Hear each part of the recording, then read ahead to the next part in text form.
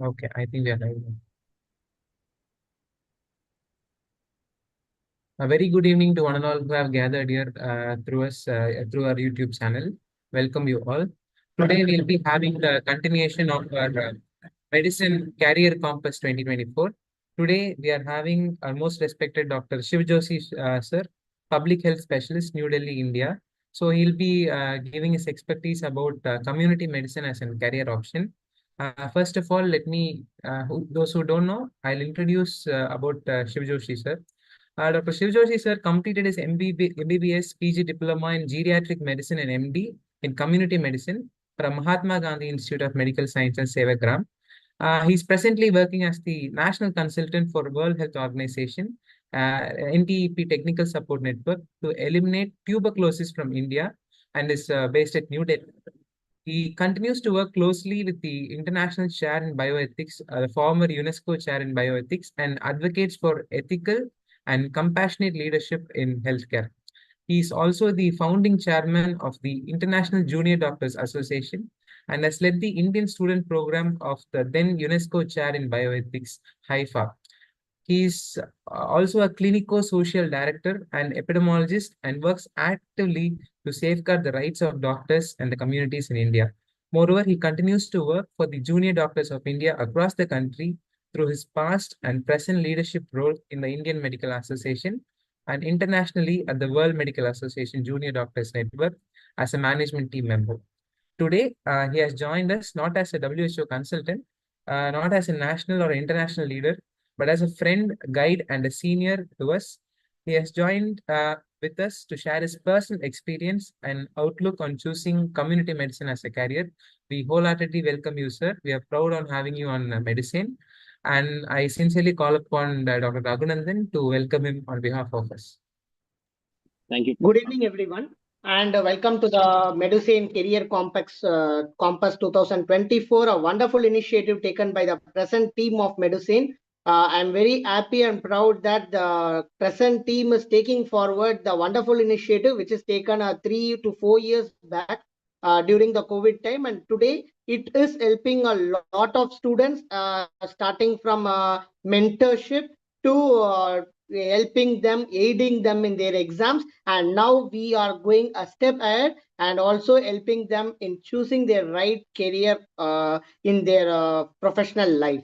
And we are incredibly fortunate to have with us Dr. Shiv Joshi sir, a leader, I can call him, a mentor, a guide, or whatnot, because I have been seeing him from my past UG days and till today. He is a wonderful leader, a wonderful academician, a wonderful guide to many students, and inspiration to all. Thank you so much, sir, for joining with us. As people will have a very, many people out of the 100% of students, those who are taking community medicine, only 50% knows what exactly it is. And out of that 50, only 25% takes it wholeheartedly. Remaining people, those who are taking, either they are in a not satisfied enough to take community medicine just because of their mark they take. But unfortunately, community medicine is such a field where it is involving not just the patient, but it is involving the research and the future prospects of medicine per se. And I think no other person can give a perfect perspective for you guys other than Shiv Joshi sir, a person who has been a role model in research and everything. And I think today's attendees, those who have gathered here, you are going to get a chance to understand not only about the residency per se, but the broader scope of what community medicine offers to you. From the public health initiative to the global health initiative, everything is going to be discussed today. And I welcome you all for this wonderful session. Without further ado, I welcome Dr. Shiv Joshi sir to guide us throughout this session, and I welcome Parthiban to get to ask all the questions on behalf of the students and on behalf of all the people, those who are waiting for their counseling. Thank you, Parthiban, for this wonderful initiative, and thank you, sir, for joining with us today. Thank you so much, Raghu. Okay, we'll start with the questions, sir. First one, like as Dr. Raghu said, most of them who joined community medicine didn't have a specific, a certain knowledge about the field. They just got into that because they didn't have their desired PGC. They didn't score enough marks. But I'm asking you, what initially drew you to the community medicine as a career, and how did your journey begin? Thank you, Pratibhan, for this question, and thank you for this wonderful series. So, when you ask me why community medicine, as a student of MBBS at Mahatma Gandhi Institute of Medical Sciences, Sevagram, one of the prime focuses of our um, education during our curriculum was rural service. And that is how we saw community in those days when I was doing my MBBS. And over a period of 4.5 years that we do as MBBS and our 1 year of internship, I got inclined to a lot of community outreach projects. So one of the most interesting one that we were working on at that time was the anti-tobacco drive, where we used to form a team of undergraduate students and go into the villages around our medical college. Uh, Most of these villages were the villages which were adopted under the family adoption program of the medical college. But we used to go there and spend some time with people there and try to convince them to leave tobacco. And that is how I think my interest in community medicine started developing. However, as you see during internship, we are mostly like divided amongst all the different disciplines of medicine, right, including medicine, surgery, I mean all the clinical subjects. And we also have community medicine as one of the postings. So we used to see that during our community medicine postings, we had an experience and hands-on experience of looking at the people not just as patients but also have a holistic view of their socio-demographic conditions, and writing a treatment that is not just going to it's not just about writing a tablet but also about something that the person who's sitting in front of you will be able to afford, will be able to access at the place, which I thought was really important idea at that time. However, yeah, so like everyone thinks, when it was time for counseling, I was also faced with a situation now what to do next. Maybe I'll reserve the remarks for that one for one of your later questions. But I would say this is how my interest in community medicine began from my undergraduate days. Yeah. Okay, sir. Then when we read your bio, we got to know that you're working with WHO. So how did that transition happen from the residency to WHO? Please guide us about this. Yeah. So, Pratibhan, what I would say is I would like to first come on the point that Raghu mentioned earlier. Okay, so most of the people who are doing community medicine, and I don't say this as a WHO consultant or like already mentioned earlier. I'm here to share what I personally feel about this subject. And when I was choosing community medicine, I deliberately use the word choose because I did have options to go for certain clinical branches as well, specifically anesthesia, ophthalmology, ENT. So when you have that kind of basket of choices available in front of you, why should you go for community medicine? That is something that needs a concrete answer, I would say. So I would say, as with anyone, it happened with me as well. So it was counseling, and I was trying to finalize my options. And I went on to speak to a lot of faculties at that time. I went to speak to some of my professors in medicine. I went to some of the people in surgery whom I knew well. And then, of course, but because I was also dwelling on community medicine, I also went to meet my secretary of the college, who was from community medicine and the emeritus professor at the time. So I go and ask him, sir. I'm okay. So there is another context which I think you should be aware of. Um, so I come from 2011 batch of MBBS, and at that time in MGIMS Sevagram, we used to have a separate entrance exam. Okay. And so it was not a neat UG. So we used to have state-wise common entrance tests, and you had all this all India PMT, and you had a separate entrance for JIPMER, and so from that period, if you see, Sevagram used to have their own exam, which also used to have Gandhian thoughts. Okay, so Gandhian thoughts was one of the subjects within Sevagram where which you need to qualify.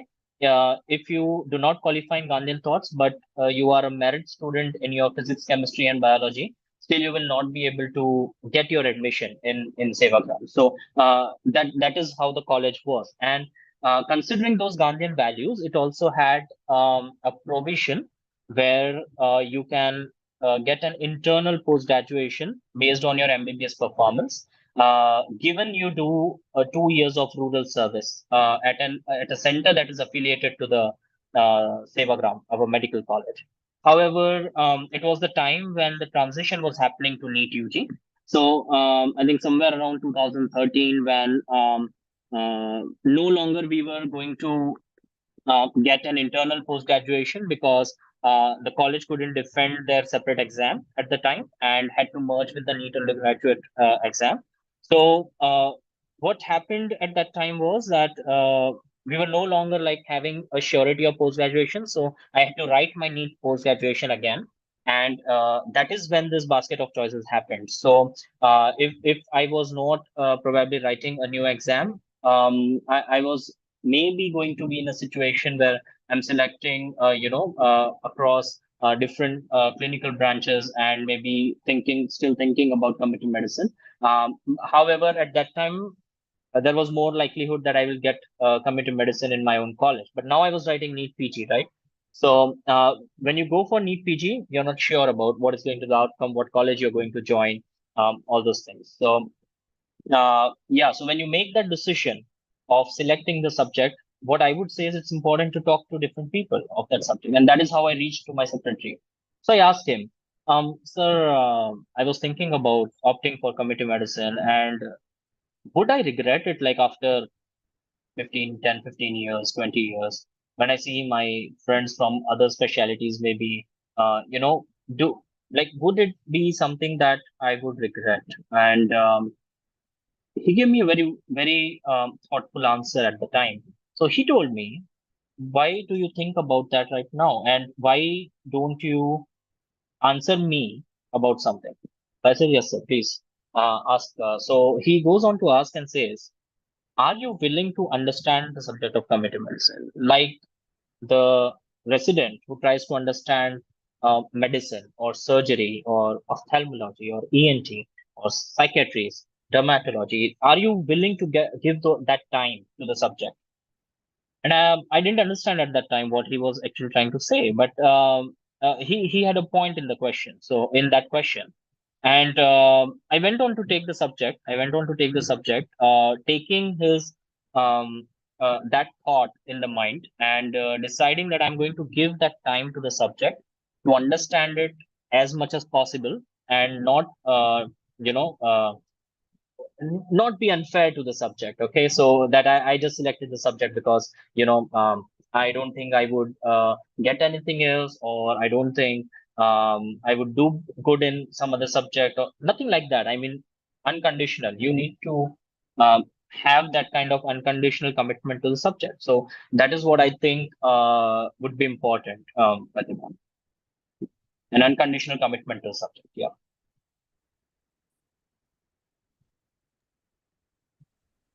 Okay.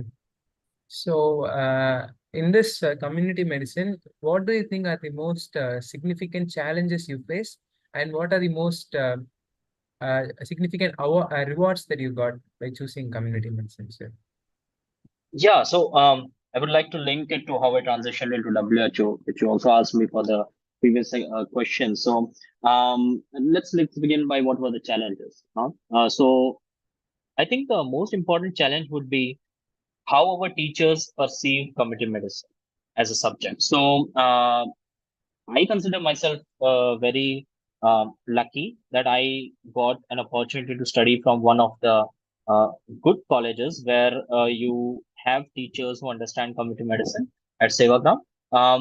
However, there may be times when you might, because see, you need to understand that when I was doing my community medicine, it was COVID. And during the COVID, it was a golden opportunity for the community medicine residents to actually understand what an epidemic is, how to investigate an epidemic, what is the importance of contact tracing, and the core epidemiology. But at the same time, we were also kind of, juggling with all this other COVID duties and the triage OPD at the time. And so somewhere you have to, we had to balance a lot of things at the time. So I think, but that would be an exception because I'm hoping there is no COVID in coming decade or so, or we do not see any epidemic like that. I can just hope that. So those were a few challenges. Second would be, clarity on what exactly the subject is. So if you look at so when I was studying, we had the NMC competency based syllabus for MD community medicine, and you see that the guidelines go on to write that community medicine is an academic subject that deals with this and that and this and that. So there are a lot of things, but you also see that in certain competencies which go later on within the syllabus, you find that a doctor of community medicine should be well versed with the primary, secondary, and tertiary care that is to be provided to the person who needs it. So that includes the tertiary care as well. And we do not have that kind of structured curriculum within the community medicine where you can get all those kind of clinical competencies as well into the picture. So those were a few, what do you say, challenges that I faced, but there were a lot of rewards. So let me talk about rewards. First one, community medicine is one of the subjects that gives you the most diversified perspective of medicine. Okay, so I see that in community medicine, when we go to the community or when we look at the people, we are not just looking at their disease, but we are also trying to understand what was that causal pie, um, uh, what was that group of things, mix of factors that led to that situation, that led to the disease that this person is facing. That is where the diversified perspective comes into picture. Um, I'm not sure how many of us know, but there are over 50% of the factors for your diseases. They are usually non-health related. So these are more often than not the socioeconomic factors, education, um, unemployment, your other social conditions within the fabric in which the person is living, uh, often called as the social determinants of health. So uh, that diversified perspective is something that this subject helps you to understand. That was one of the first rewards that I would say I got while I was studying community medicine. Second, because we had this unique opportunity to study community medicine during the COVID epidemic, I would say COVID pandemic, because that is when the concepts that you usually just read in the book were also translated in the field when we were going to do this contact tracing, find the source of infection, find the trace the pattern of infection from where this came. And then we saw situations like quarantine, we saw situations like lockdown. And that is another thing which I would in an optimistic way think was a reward when I was studying community medicine, that we got that hands-on exposure to really closely understand what the principles of community medicine mean. The third reward was community medicine is one of the subjects, and I would say it's actually the only subject during your entire in your study of medicine which orients you to um, understanding of how research works. Okay. So it helps you understand the biostatistics, it helps you understand the epidemiological concepts behind the study designs. It helps you understand those smaller difference between association, causation, correlations, regressions. So many things that probably sound similar, but are way different when it comes to an actual understanding of what each of those means. So I would say that was the third reward that community medicine gave me. That perspective of a critical thinker, that perspective of a researcher, that perspective of thinking about epidemiology, because like a person who does cardiovascular and thoracic surgery is called a cardiovascular, your CTVS a surgeon, a cardiac surgeon.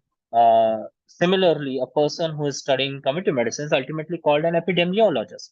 So, having that perspective into finding the cause of why that disease happens, that was the third thing, the research perspective. Um, Fourth was the holistic care. So, Pativan, I would say that you are an undergraduate student, right? And a lot of people who are watching this may be undergraduate students, and you see something interesting when you present a community medicine case. You call it a clinico-social case study, right? While in your all other subjects, it is a clinical study. It's a clinical case, right? But then why a clinico-social case study? The thing is, do we really understand that term? One, what it actually means to, say a clinico-social case study. It's not just about going to the community and, asking some questions related to where they do, like what are the sanitary practices or what are there, hygiene practice. It is not just about that. The clinico-social aspect of medicine actually prepares you to answer the larger questions. It helps you to answer, okay, so let's say you have hypertension, right? You have hypertension. So what? I can give you telmisartan. I can give you AC inhibitors. I can give you, so I have n number of drugs, right? I can give you all those drugs. I can manage your hypertension. But why that hypertension happened in this particular person? Are you able to answer that? One, if you can answer that, can you modify it based on the modifiable factors that are present in that person's life? That is a perspective that the clinico-social case study gives you. When you're looking at a vector-borne disease, let's say chikungunya or dengue outbreaks, we are saying they are very common, right? Are you able to understand? It's not just about asking about the mosquito breeding sites, but it is about, can you turn that into an actionable information that the community does not suffer with a dengue outbreak? So that is where the community medicine lies. So I think those were the very, very, important understanding within medicine, which I got as rewards when I was studying as community medicine. And I would also say, now I would like to link it to my transition to WHO, because it did not happen just like that. I was in a medical college for 1 year as a senior resident, and during that time, I was publishing. I was publishing a lot. I was reading, I was publishing. I was helping undergraduate students to publish as well. That helped me to hone my skills in research as well. So that was the time when I was applying to different jobs, ICMR, and then you had the many other organizations as well. And you see, every organization would have some kind of expectations out of the incumbent. So when I say incumbent, is a person who is applying for the job. Okay, so there will be some basic level of skill set that is expected. It's not hard to find the skill set nowadays. Everyone is there out there who's skillful, but do you really understand what you are doing? That is where the question lies. And I think that helped me to crack my interview for WHO, or that helped me to even crack my previous interviews with ICMR, NIV, Pune, and those places. So places which we feel are like dream destinations for a community medicine uh, professional. Basic understanding of how what exactly that subject means. Okay, yeah. Okay, sir. There was a very beautiful explanation. So moving on to the residency period, according to you, what do you think should a community medicine PG should possess? You know, what the set of skills should a community medicine PG should possess? Okay, so I would say, Pratiman, at the start of your residency, please don't possess any skills, because that is that sometimes limiting you from understanding the subject. So more you think you know the subject, it limits you from understanding the subject. So I would say at the beginning of your residency, there's no skill set required at the beginning of your residency. What we need to do is during the residency, when it begins, the first year, it is important for the student. I would just share what I tried to follow during my residency. It was about first trying to understand what all constitutes community medicine, what this word even means, community medicine. Okay. So I used to go to my PG. I still remember. I'm not sure if Dr. Subodh sir was there, and I used to go to him and say, "Sir, we are doing community medicine, but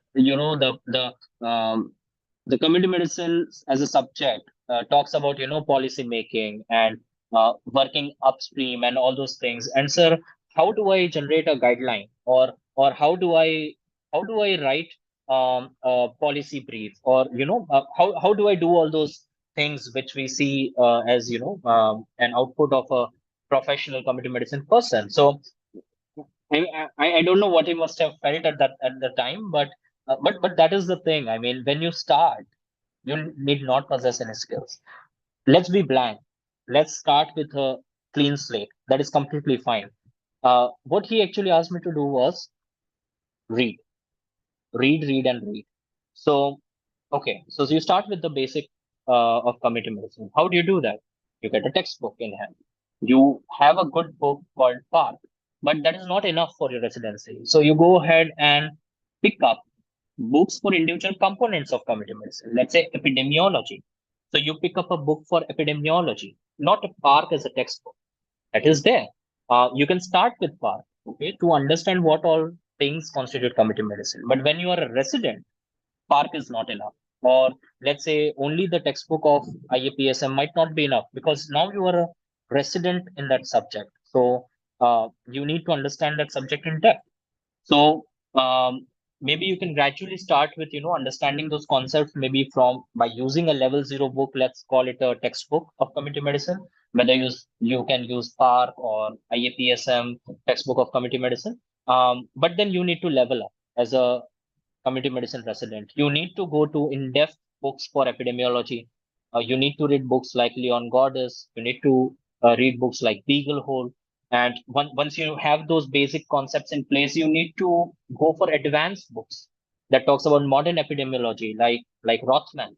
But it cannot be reversed. You cannot start with a very high level book, thinking that you'll be able to understand everything that is written in there, and go the other way around. But if you are systematic, let's say, because you are talking about the skill set, I would say just be systematic in your approach. Whatever you have read within the subject, let's say your textbook is going to give you an overall idea of what all is there in this subject. Okay, so a community medicine professional can further expand his career or her career in epidemiology, or they can do something in the area of national health programs, or let's say they can do something in the area of occupational health, or let's say they can do something in the area of disaster management, or maybe they can do something in the area of environmental health, or they can do something in the area of communicable diseases, or maybe they can do something in the area of non-communicable diseases, right? So many things you have within a simple book of PAR, a simple book of IAPSM's textbook for community medicine. But as a resident, you need the skill set to be systematic, to identify what all these areas will entail for you in future, what all books you can read for each of these areas to get more in-depth knowledge. Are books enough for such subjects? So I would say let's boil it down to two major skills. Okay. Be analytical in your approach and be systematic. Those would be the only two things which I think you need to do well as a community medicine resident. Be analytical in terms of you're reading something. Does this make sense? Okay. One, can I apply it? That is two. I'll give you a very small example. Everyone must have read the odds ratio. I'm pretty sure you must have read odds ratio in your community medicine. You must have read your relative risk in your community medicine. But when I ask any undergraduate student, hey, can you explain me odds ratio? So the general answer that I would receive is, sir, in a 2 by 2 table, odds ratio would be a product of AD divided by BC. That is what the answer would come. But that is not the answer to what is odds ratio. That is an answer of how you arrive at odds ratio, how you calculate the odds ratio. But what that odds ratio means, what two different odds ratio of 0.8 and 1.4 means, do they have any practical implication? If I know that in a program that I manage, if I know that there are two exposures for which the odds ratio is this and that, on what exposure should I work so that the program can have policy level implications on the mass population? So that is where the understanding lies. So hence that analytical approach. Don't just read it for writing in the exam. You will write it anyways. You will qualify your community medicine post graduation. That's not the target. The target is whether you understand the subject. Okay. Hence being analytical and being systematic in your approach. Because as community medicine person, everyone must have come across that it's a very volatile subject. It feels like a very generic subject. Whatever you write will be, so I've heard many people use very derogatory terms as well for the PSM as a as an acronym. However, what I would like to say is that no, it is not a generic subject. It feels generic because probably we don't understand what that subject means. And hence, when we try to start writing our answers, we think tying the mosquito nets on our sewage, outputs is going to prevent the vectors. That's all about community medicine. So it's not like that. And that is where we need to go beyond. Okay. As a resident, you need to be more systematic in what you are studying, and you need to be more analytical. You have to understand how you apply those concepts in real life problems. How do you solve those problems? This is the subject that gives you that chance to do it. Yeah, that's what I would say about that. Okay. Sir, most of them know a typical day of life of other clinical side PG's life, sir. But how do a day of community medicine PG's day look? Wonderful, Pratibhan. I was thinking when you come to that question, and okay, so I can only share about how my life was as a resident, and it was, I would say, it was quite interesting because in Sevagram, where I studied, we used to have morning OPDs. So we used to have 8. We had to be at our OPDs by 8 because my MD guide, was was very, very, very, very punctual. So she would be there in the general OPD at 7:45, if not early. By 7:45, she'll be there. And if we reach 8:1, 8:2, 8:5, no, no. I mean, that's a problem. So I mean, that is how our OPD used to start. So 8 a.m. And from 8 a.m. to the lunchtime, around 2, we would be looking at our OPDs. A general patient burden was around, okay, so if it's the start of the week, it was usually around 350 patients between those 8 to 1, 1:30 kind of time. And towards the weekends, it was around 150 patients that we used to see daily. So on an average, around 200 to 50 patients daily, we were seeing between 8 to 1. But our role was more of a general OPD. So if it's a case of fever with maybe so let's say something that a general physician can solve, we will try to solve it at the general OPD. If we feel that this particular case requires a specialist opinion, we will refer them to the you know uh, corresponding department. However, in Sevagram, we had three special things about the OPD setup that we had. One, we were screening all the patients for so all the, of course, the eligible risk group for screening for their blood pressure. We had something called as psychosocial cell, where there was a specific counseling related facility available through our OPD. We had a maternal and child section where all the immunization procedures will happen. So in our college, in collaboration with the pediatrics department, the complete immunization under the health program was running at the Department of Community Medicine through our general OPD. And the third important area was the tuberculosis. So the designated microscopy center, the then designated microscopy center and dot center was affiliated to our OPD, and we would so whether it is diagnosis, let's say chest X-ray, sputum for AFB is to be sent, we will do that. We will be writing those tests, following up the patient samples and doing it.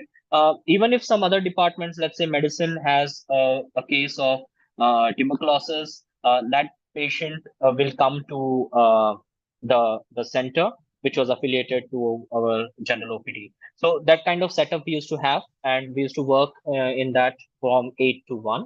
Our noons were pretty much standard, pretty much academic.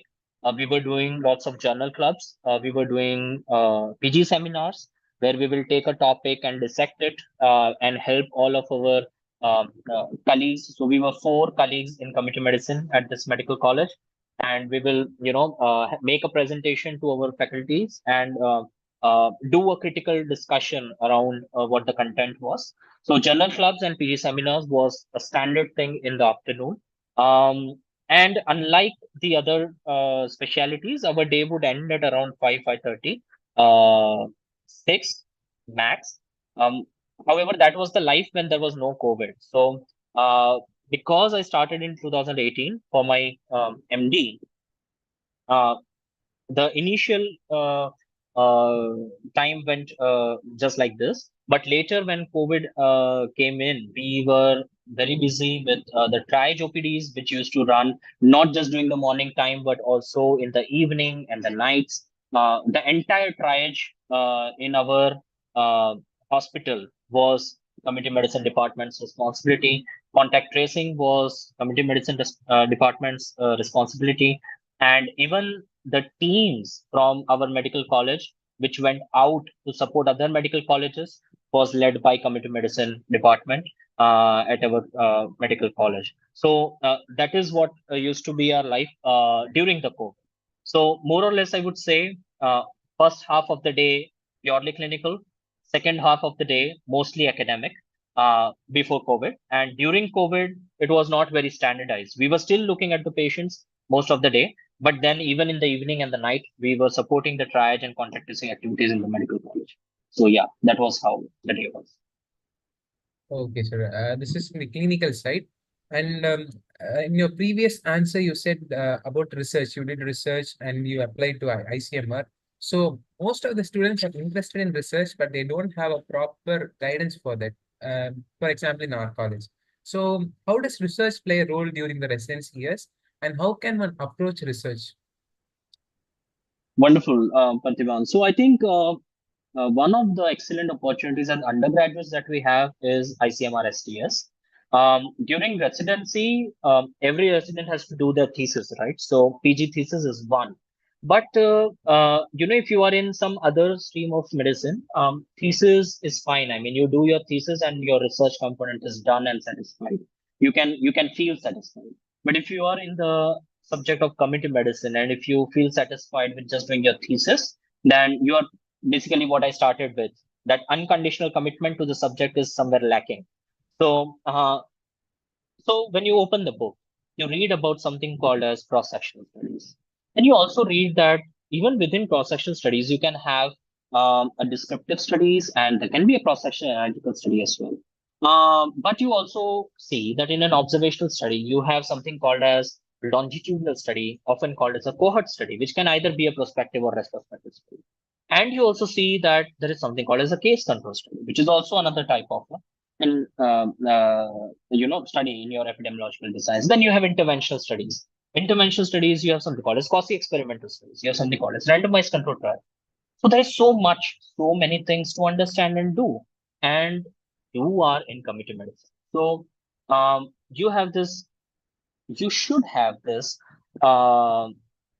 thrive, this hunger to understand what each of those means. So when I was a resident, what I did was I undertook a lot of short projects. Okay.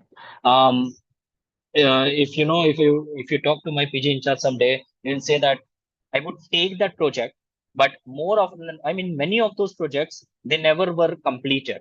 Okay, because there were just too many projects. Okay, but when you look at, the reasons I was selecting those projects was not to. The idea was not to do it, publish it, and get a name for myself. That was not the idea. The idea was, let's write a research protocol. Let's see whether it clears the IEC requirements. Okay, because if it does clear the IC requirements, and if it does clear the comments of my PG in charge and my other professors in the department, that means this study is doable in the format that I've written. Okay, so that is one. Second is, there were many studies after obtaining my ethical clearance and everything. I collected the data and analyzed it to understand a specific skill. Let's say I wanted to understand correlation, wanted to understand the difference between Spearman's correlation and Pearson's correlation. So why Spearman's rank correlation should be different? What is Kendall? There's something called a Kendall tau correlation as well. What all these different correlations mean? Okay, so you take a short project, and whether you complete it or not, the idea is to get some data, to understand what that data means, see whether you can translate it into all these different kinds of analysis that you probably read in your book, but you don't know how to do it. Okay, uh, those kind of um, insights and hunger is required. Uh, Otherwise, it will be difficult. So it was in my residency that I published my first paper as a first author. My first publication happened during my undergrad days. I applied for ICMR STS, but I was not selected. So I anyways, I bugged my faculty in microbiology department, and anyways asked them to, please ma'am, let's just finish this kind of thing. And we just finished that research somehow.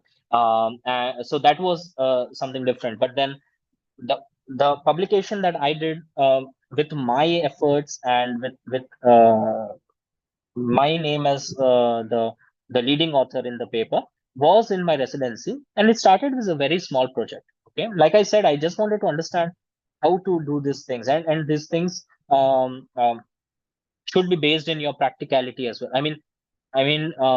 It will teach you a lot. I don't want to go into a lot of details as of now, because it's a long story about how I entered into research and how my first publication happened, and all those things. But what I would like to say is that is how I started in the field of research. Okay, so my first publication happened, and then at the same time, what I was doing is I was looking at what other departments in my college are doing.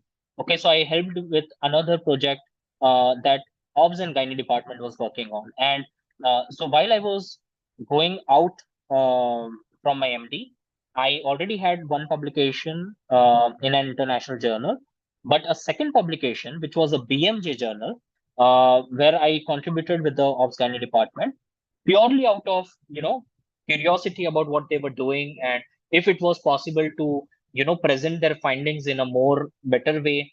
So we just suggested, madam, why don't you do a control chart, or why don't you do a run chart to explain that you have done something to improve the quality? And they liked the idea, we did it, and all those kind of things. And the third important thing that I did during my post graduation was a fellowship in adolescent health, a research fellowship in adolescent health, which was something that was an additional thing to my thesis. So this was a fellowship run by Mamta Institute. It's a health institute for maternal and child health, based in Delhi. So it was a research grant that was allotted to me, a 1.5 lakh rupees grant. Um, so they allot this grant only to 10 MD or PhD students across faculties. It is not just for community medicine people. Pediatrics can apply. There are many other specialties who can apply, uh, but only 10 fellowships they give out. So it was competitive, but that gave me another edge in terms of research. So I did complete my fellowship in adolescent health as well, along with my MD in community medicine. So because I had that kind of exposure during my training, I was able to do two publications, both of them in PubMed Index journals, before I even got out of my MD.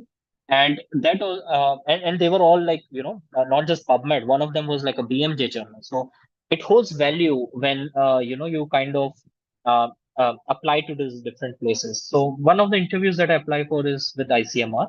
It was with the National Institute of Biology, Pune, and they wanted an experience of around 2 years post community medicine MD.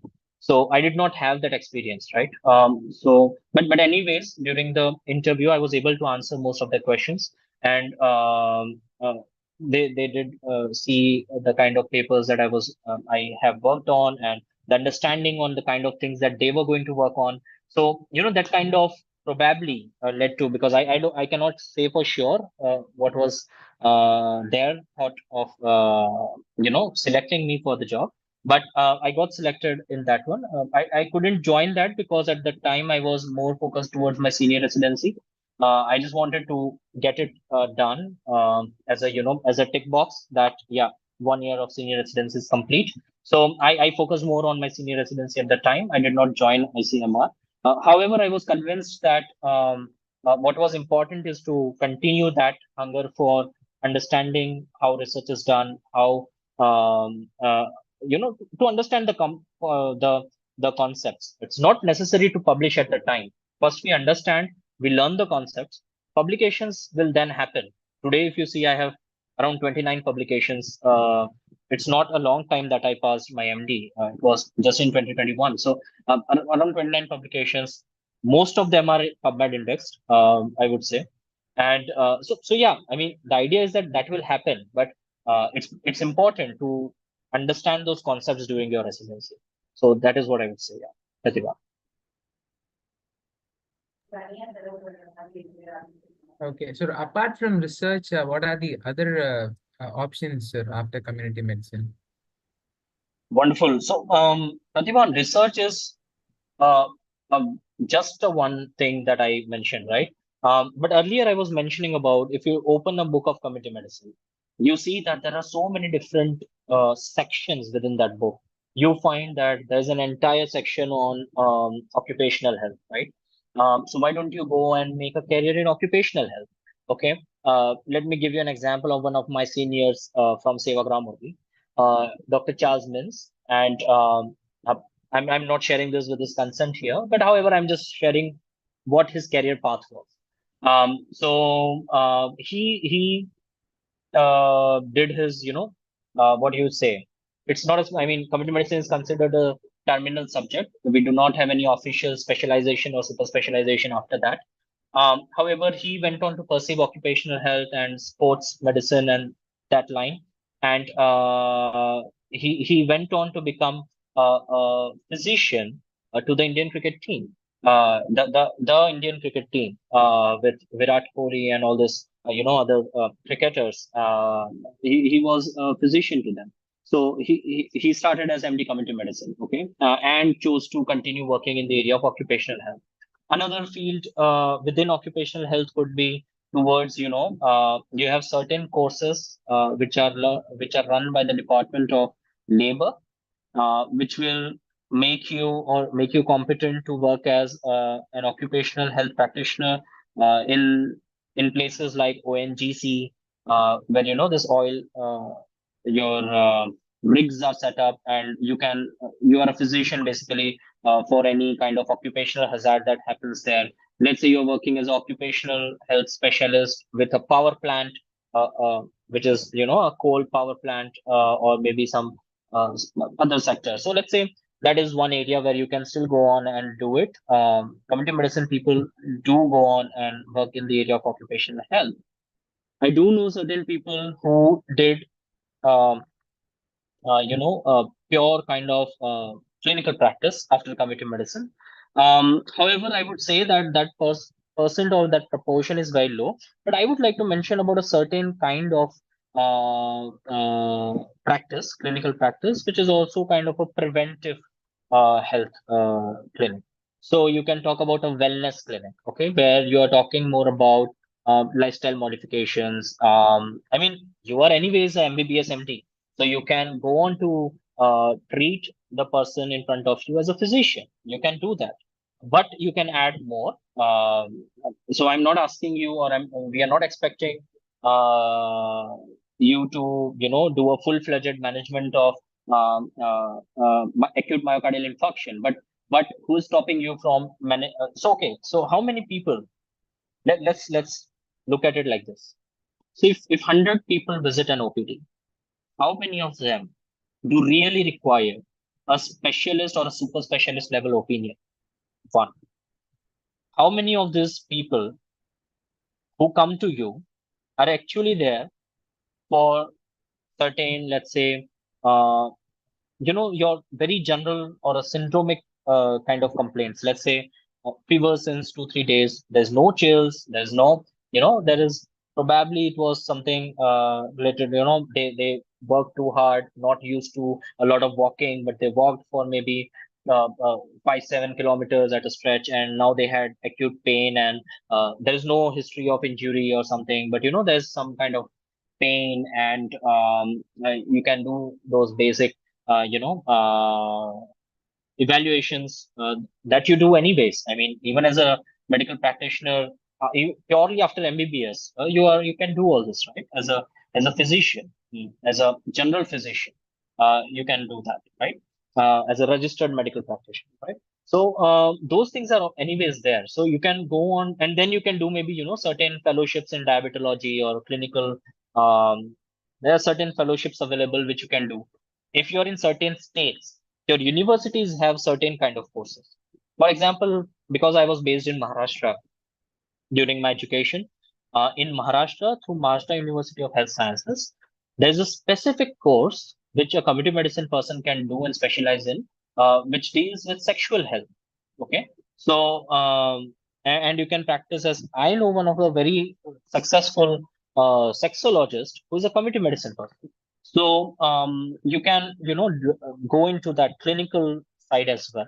So that's already three. So I told you research, occupational health, clinical practice as well, in a way. But I would say find your area. I mean, there are a lot of things. I've seen people get into disaster management side of the community medicine as well. So after your MD community medicine, you go to South Korea, get yourself trained in disaster management. There are certain institutes that make you global trainers in disaster management. Then you go on and do those disaster management trainings across the globe. I mean, that kind of thing is also there, and you can also go and manage the disasters when time comes. So that is another area where you can go and expand your knowledge. Or like me, you can join an international agency, an international organization, development, or maybe you can join another. There's a set of development partners as well. Some big NGOs, global NGOs. You can go and join these as well. So there's a corporate style of work as well, right? That you can experience as a community medicine person. All those things like like a doctor usually does not get a 5 days a week kind of job, or and not just a job, something that is important, something where you really contribute to healthcare and people's lives. So that kind of setup is also available with community medicine as a subject. Then you also see a lot of people opening their own NGOs, okay, doing their own community related works. That is also possible with community medicine. And last but not the least, lot of community medicine practitioners also work as freelancers. Okay, they work as independent consultants. Okay, so let's say there is some XYZ organization which wants to work in some ABC program. They will say, please help us write a proposal to work in this particular program in this particular area, and then they will put that kind of requirements out. So they need a public health consultant who can guide them through that process of writing the proposal, getting a grant, all those things. Okay, so you can work as a freelance consultant as well after doing your community medicine, but that is not usually advised right after your MD in community medicine. Maybe get some experience, work with some organizations, then maybe you can work as a freelancer. But there are no limits. I mean, there are people who might straight away go into consultancy and all those things, so that is also possible.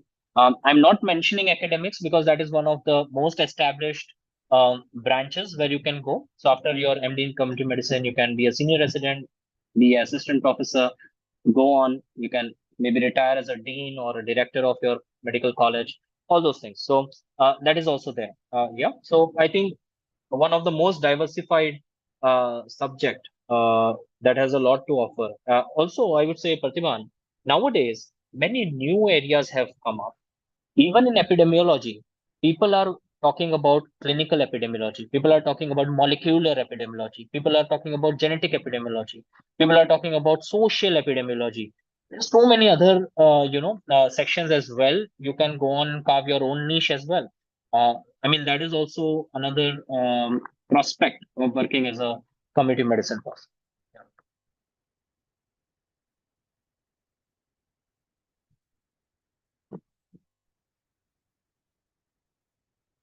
Thank you, sir. It was a wonderful discussion. And now moving on towards a very important thing that students have in their mind.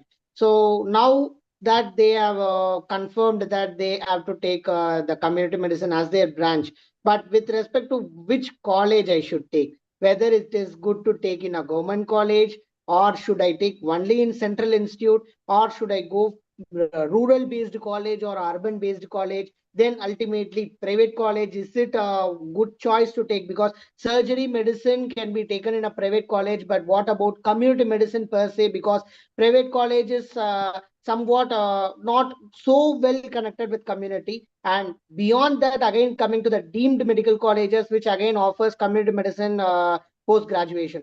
So what is your opinion, or what is your suggestion for the students, those who are in a confusion to select their college? So thanks, Raghu, for that question. It's a little what do you say? It's a nuance. Let me keep my answer a little nuanced for this one, because there's no single right or wrong answer to this, Raghu. But what I would say, what I would share is my personal understanding of things, my personal opinion about how I see the education in terms of community medicine. So there are certain really good colleges in the country who will give you there's something called as an extract of the subject which you can get. There are certain colleges like that, which one of them I would say is my own college, Mahatma Gandhi Institute of Medical Sciences, Sevagram. There are other such colleges like CMC Vellore. You have some premium colleges like AIMS Delhi. You have PGI Chandigarh, and you also have colleges like AFMC Pune. Now, very, very, very like wonderful understanding of the subject, and kind of not just an understanding, but also a way to impart that knowledge to the students. Okay, so that is there. Speaking about central institutes, I already covered AIMS. The All India Institute of Public Health and Hygiene in West Bengal is also good. You might want to consider that. Um, but ultimately, if it boils down to a generic answer, Raghu, I would say I would say when you're comparing the institutes, it's not about whether they are government colleges, whether they are about whether they are private colleges or deemed medical colleges. We do have certain private colleges as well who have wonderful faculty. You think about Manipal, okay? You have great faculties there. You have, I mean, there are such medical colleges as well. What I would like to suggest is be in touch with your immediate seniors who know certain faculties. Select faculties over institutes. Okay, try to be at a institute which houses a particular faculty who you think can actually expand your horizon about what community medicine is, because any medical college is going to give you that degree. Okay, somewhere you will just go and study and get the degree. Somewhere you will go and manage the least things that need to be managed and get your degree. All those things are there. But I think if you are able to understand or get a fair idea about where I can find a faculty who can so for that you'll have to stay in touch with the forums that are about community medicine. You can be in touch with people like I mean, you can be in touch with your seniors who have done well in community medicine. I mean, the teacher is more important. The point that I'm trying to come at is the teacher is important. It is possible that a teacher who was working in a government medical college is now retired and gone to a private institute. That's also possible. So, what would be important is to find that teacher who can actually teach you community medicine, not just show you the park or give you some kind of lectures, but it's about actually teaching community medicine. Where can you find that person? Try to find them, get to those institutes, and do well. But that does not again mean that if you don't find a faculty and if it is not a nice institute, you cannot do well. The only thing would be your independent efforts will have to be more. Your personal self discipline and time management will have to be better, because where you don't have a great teacher, then you are all on your own. Like I said, you will still clear your subject because it's a 3 years time. You will study something at least, right? You will write your exam, you will clear it, but post that you will not know what to do. And then the only option you might see is, maybe I'll just go and do senior residency somewhere, or maybe I'll just go and do. So I'm not saying that everyone who does that is not knowing the subject, but I mean, it should not boil down to that. That now after my 3 years, I don't know what to do, because that is the most sorry state a person can be. Okay, so instead of looking at the colleges, look at the teachers, find those teachers. That would be my answer for this. Thank you, sir. And one more important question in the college selection is with regards to the language barrier. Because if we see general medicine or general surgery, there is a gap. There will be a language barrier, but that comes only in the OPD. But with regards to community medicine, it's about the outreach. It's about the how the doctor reaches the patients. It goes for the community side. So how the language barrier will be a problem for a person who is taking outside their home state. And what you would have seen a lot of students, those who had taken from one state to other state, and still they would have achieved. So what is your opinion and suggestion to them, sir? Thank you, Raghu. So, when it comes to the language, yes, language is one of the parts. If you look at your health communications, your chapter in community medicine, and you see the barriers to communication, one of those barriers is also linguistic barriers. So that is there. I would say that I would not say that that does not exist. But let me give you a perspective, Raghu, and everyone who is listening to this. Let me give you a perspective. What is a community? So community, let me define it for all of us here. It's not a perfect definition, but just to explain what I mean to say here is, it's when you talk about a community, community is an internet uh, social unit. Let's say, let's call it a social unit. It's a social construct. It's a social unit which kind of has certain kind of common characteristics. It can be a common kind of geographic connection. It can be a common kind of a cultural connection. It can be a common kind of, let's say, your professional connection. That's a community. Okay, some kind of cement that binds everyone in that particular social unit makes it a community, right? So if I am studying in a medical college, my community is usually the persons who are attending the OPD in that medical college, the persons who are admitted in that medical college, and the people in the rural health training center and the catchment area around that medical college and the urban health training center, right? That's my community that I'm working with. What happens to community part of the community medicine when you are operating as a program manager, as a consultant to a program manager at a state level? Then the entire state is your community, right? Then that state might have different dialects as well, right?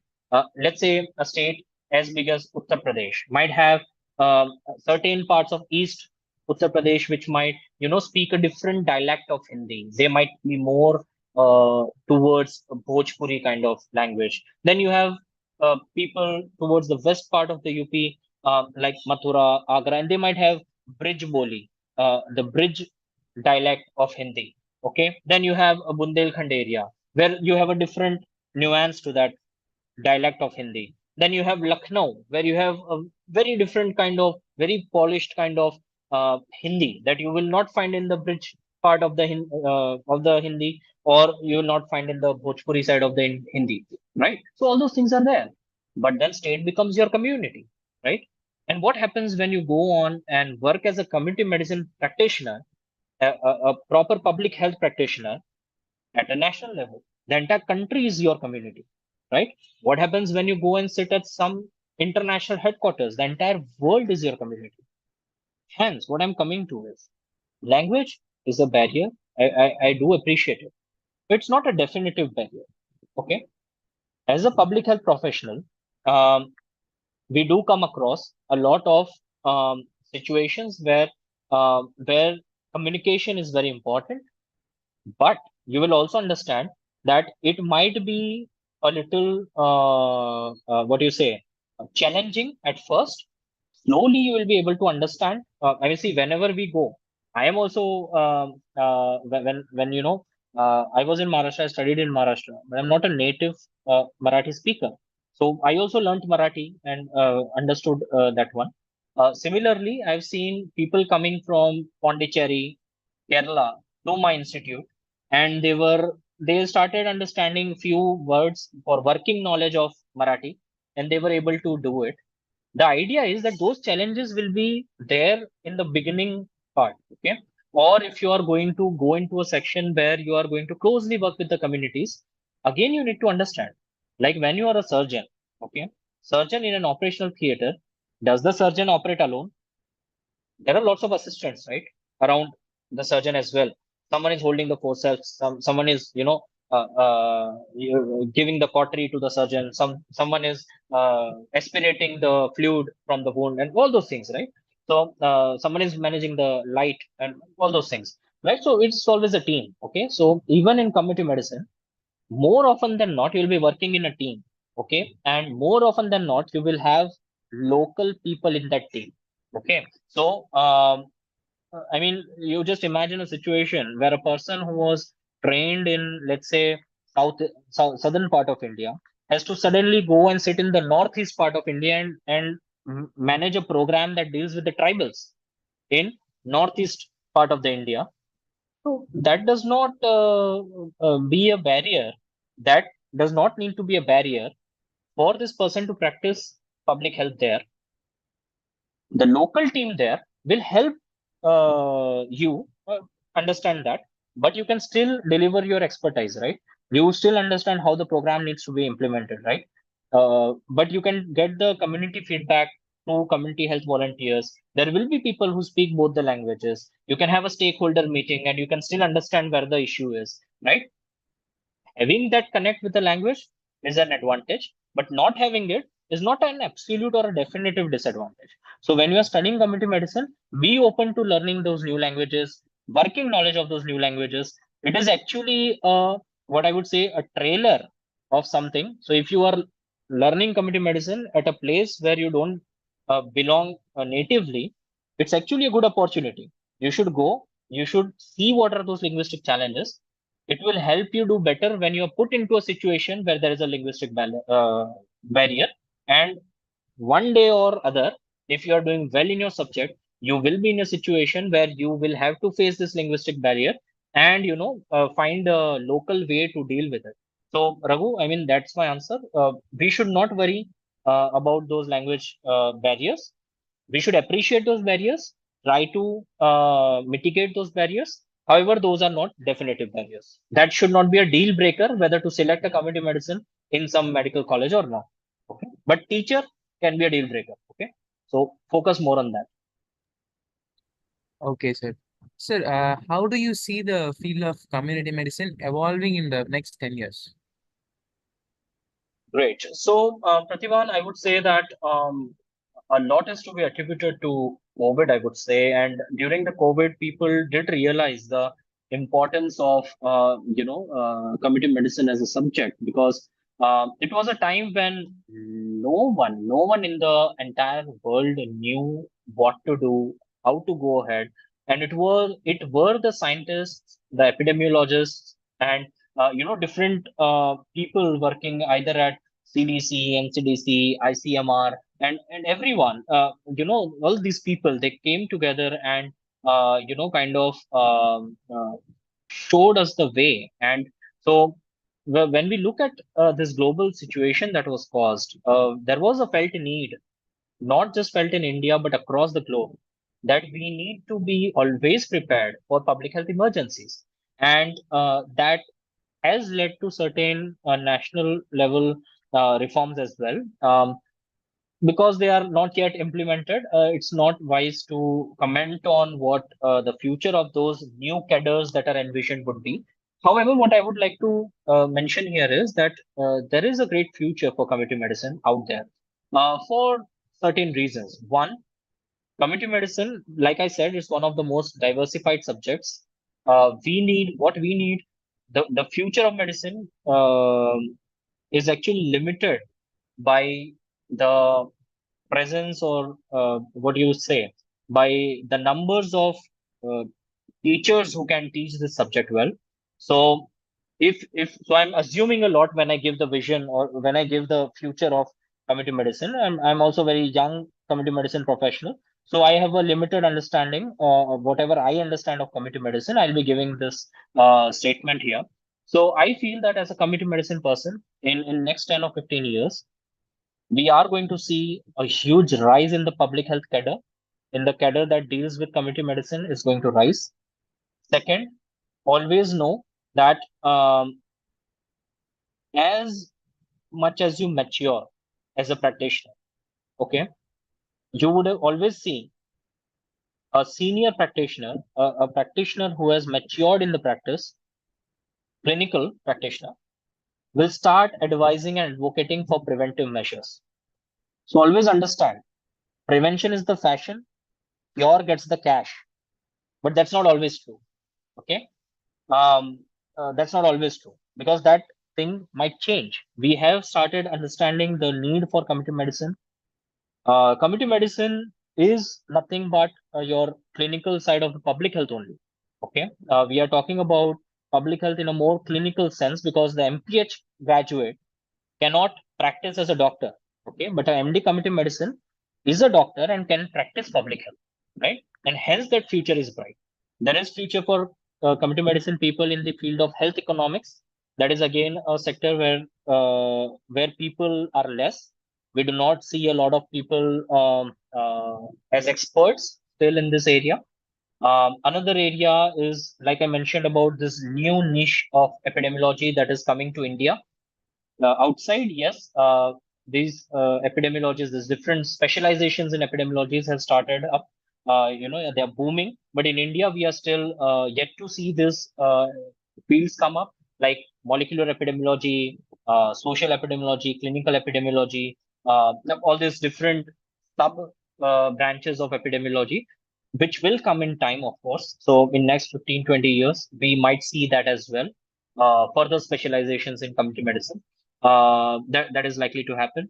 We might also see something called a center of excellence for clinical research. And so, considering that India, see what happened in COVID, we became one of the largest manufacturers for the vaccines, right? So such things will happen. I mean, we have the potential for that, right? And when that happens, you need a person to understand those processes of clinical trials. To understand that is again a place where you will find a lot of community medicine professionals go. And then, of course, there's other areas which we already discussed. So what I feel is that the future is definitely bright. But it comes with a few riders. Where are those teachers who can teach community medicine? Where are those students who want to unconditionally study the subject and not equate it with medicine, surgery, and all this other? Every specialty has their own, importance and weightage in the field of healthcare. So do not compare your specialty with. It's not about being better than other specialty or being under some other specialty. You are the best for your own specialty. That kind of attitude is another rider that is going to define whether this future of community medicine will be achieved, attained, or not. Third is the feeling of being in a wrong field. Again, that is a challenge because a lot of community medicine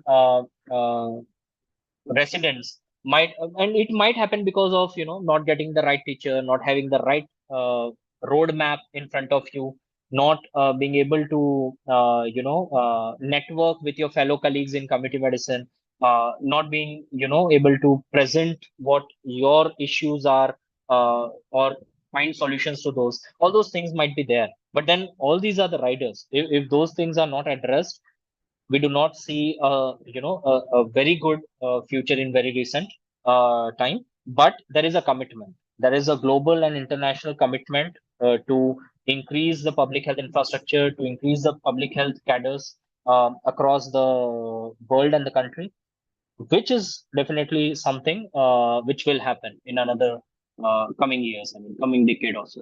So that is what I'd like to mention here. Yeah. Okay. Sir, am I audible now?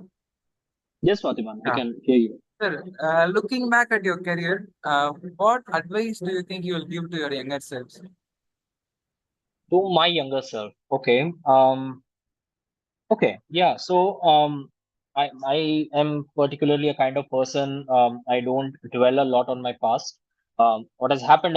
We go on to do better things in life. There were certain areas where I think I could have done more. For example, when when we kind of, so I kind of had a very good exposure and opportunity. And when I was, I mentioned that I took a lot of short projects, and while I learned a lot of concepts, I would have appreciated if I was also able to like take it to the level where it was a finished product as well.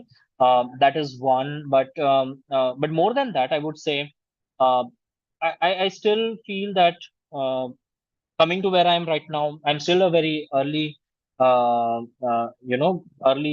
at a very early stage of my career. I'm just uh, trying to get better every day in my subject. So to my past, I would like to say that instead of thinking about too much how you are going to um, find your way in this branch, what will be more important is to continue focusing on what I was doing also, but I would just reinforce that to my past selves, that it is fine. Don't get bogged down, don't get frustrated when you think that the things are not working out with the specialty that you have chosen. It is fine.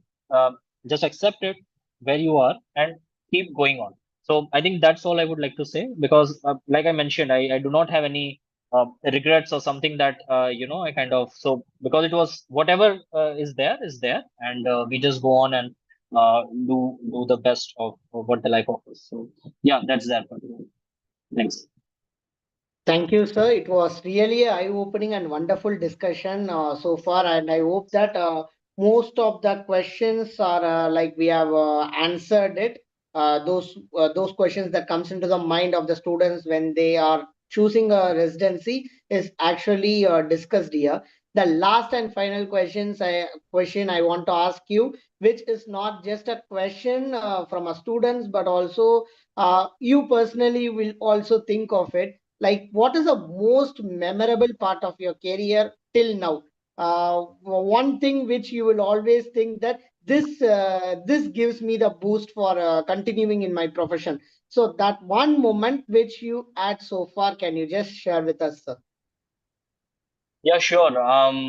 Yeah, and when you talk about it, Raghu, I mean, there's a lots of nostalgic moments now when I'm kind of figuring out. I mean, but there is one moment that immediately comes to my mind, uh, which I think I still get back to when I think what I'm doing is correct or not. Is or wherever I am. I mean, during my work or during my personal kind of commitment to this subject also. I go back to this one memory that I have. It's from my undergraduate days actually, and like I mentioned that it was a time when we were going to the villages and you know um, and working on uh, this anti-tobacco and substance abuse and all those things. So there's a very specific memory I have of uh, two people specifically. I don't want to name them, but that was the family in one of my adopted villages of the institutes back in Varda district. So this village, we go there, and you know, there is this very old couple, okay, who's sitting there. This couple is the husband and wife. They're very they are around 70 years old, and I go there and look at them, and I was talking about something related to this मतलब in Marathi we say काय आजोबा दारू वगैरे घेतात का म्हणजे the thing was कि आजोबा आजोबा is like it's a respect to an elderly person कि do you consume alcohol or tobacco or anything like that. And he looked at me and say, alcohol and tobacco is for the people, but I'm just translating it. It was a reply that he gave me. It's for the people who are like who are okay with losing the present. And I'm like, okay, I mean, what do you mean by that? So he puts this nice example in front of me that um, see, I kind of had a brother with a brother who was an alcoholic. So he goes on, buys alcohol, never misses to buy his alcohol, does everything. Few years ago, he died alone on the street, and there was no one even to kind of help him with that. So the thing is, all these things that we are doing is for what we look at it for like a better future, or let's say I'm going to live a great life and all those things, right? But ultimately it all boils down to your respective choices, right? What you have done with your life. So he chose to take that alcohol and do this, and I and my wife, we are very happy. I mean, this is a 70-year-old man, another 70-year-old lady, both husband and wife. They had an only daughter whom they got married. They don't have anyone else to take their care, and is sharing such an optimistic um, outlook towards life about it's about making those choices, and that I have chosen not to do all this alcohol and all this stuff. And it reminds me of something that I decided that day, that yes, it is ultimately about those choices that we make, right? And I mean, this is from my undergraduate experience when I was on one of my this anti-substance abuse drives, and it still to this day makes me feel that okay, it's never about that. I was forced to do something, and I did that because there's some element of agreement there, and then we do what we do. So I think that is what I would like to mention here. A moment where I made a commitment to myself as well, that uh, doesn't matter what things or my situation has to offer me. We will try to make best of it, considering that it is my own choice that has brought me here, considering that it is my own decisions that is going to shape the rest of my life. So I do whatever I do with that context in mind, and that is what has helped me to probably do, reach wherever I am right now in my career. So, Raghu, and thanks for bringing up that question, and it made me introspect into a lot of my own previous memories about this subject, and how where things started, and all this things. So yeah, thanks.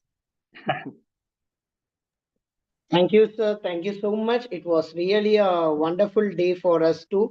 And I think most of us who came to this session thinking it is going to be a straight way of discussion, it was really a kind of sharing of your experience, and they can at least imagine, or they can have in a mind what sort of things they are going to get through their career. And wonderful to connect with you, sir, today. And if you have any, if your audience also watching, if you have any doubt, regarding your choosing your college, choosing this branch, you can just comment in the chat box, or very well you can you all have the number given in the description. You can just mail us or WhatsApp us so that we will just connect you with sir. At any point of time before your counseling, if you have any doubts, you can very well connect with us, and we will help you in the choosing your college, choosing your career, because this is like a bride in your marriage where you cannot change it. You can, even if you dare to, even a bride can be there. Still remember one of the faculty who is taking a NEET PG classes. He told in the live discussion that even a bride can be diverse, but not the branch. So that is the reality, and you should never regret once you choose whichever career you choose. They have a bright future, but it depends on the individual. That's the ultimate conclusion that comes at the end of the discussions in all these career counseling sessions which we are conducting. And I hope that this session will be helping all those who have watched, and this video will be available for you to watch it again, and your friends or anyone, if they have they didn't get the opportunity to join with us today live, they can very well see it later. Thank you so much, sir, for joining with us. Keep inspiring us with more works and more such wonderful leadership which you are carrying forward. So thank you so much, sir. Thank you so much, Raghu. It was a pleasure being here. Thank you, sir. Thank you.